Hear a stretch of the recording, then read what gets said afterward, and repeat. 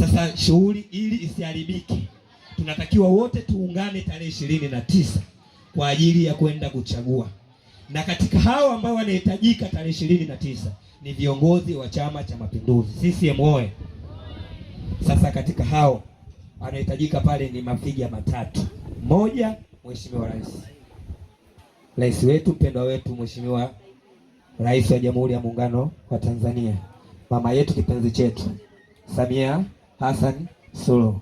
Tunawaomba tarehe 29 tuache mambo yetu yote kama tulivyoacha leo. Tuache mambo yetu yote kama tutakapoacha tena kwenye kampeni zinazoendelea. Twendeni tarehe 29 kwenda kumchagua mama yetu Samia Hassan Suluhu.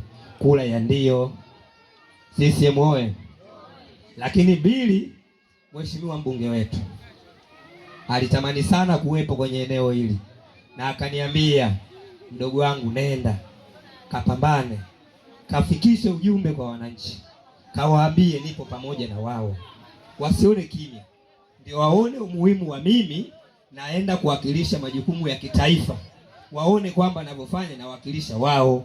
Kwa hiyo naamini wewe una uwezo wa kuongea nao wakakusikiliza, ukawapa ujumbe wangu.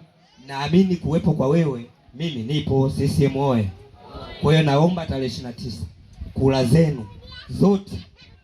Hapa tuongee masuala ya Chama cha Mapinduzi. Tumeweka mkutano nje kwa sababu ya wananchi wote.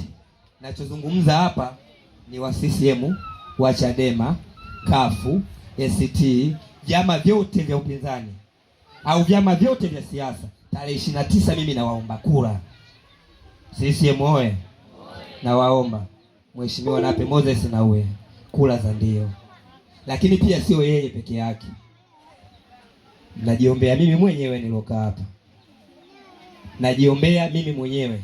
Mumefanya kazi kubwa sana, kazi nzuri sana mpaka leo kufika hapa, ili jambo letu lifike mwisho. Nawaomba tarehe 29 nikopesheni niwalipe. CCM oyee. Mtakaniponikopesha tarehe 29 nikaona kwenye kata yangu kula za ndio zimeshamili,